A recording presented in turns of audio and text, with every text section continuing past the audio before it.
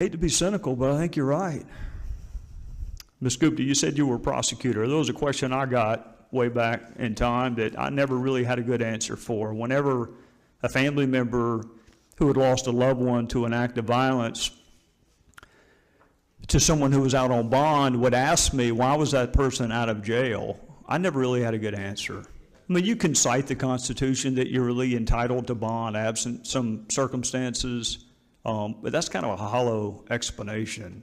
So what would the explanation be to those who have lost loved ones to violent crime for people who are here unlawfully and the federal government knows it?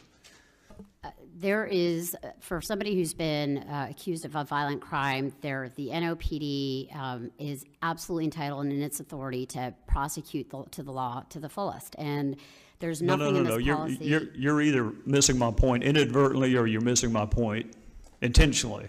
I realize you prosecute people after the homicide.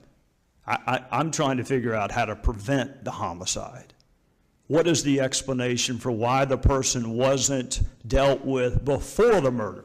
Well, let me just again make clear that the reason we undertook the policy was to ensure that NOPD could fight violent crime, could get the kind of critical information from victims and witnesses who need to share critical crime information with the NOPD in order to solve and prevent violent crime in that Ms. Gupta, you and I both know that we rely on all sorts of witnesses, some of whom, frankly, expose themselves to criminal liability in the process of cooperating. So the notion that you have to give amnesty to people before they will cooperate with law enforcement has not been my experience. But Attorney General Landry, I'm out of time.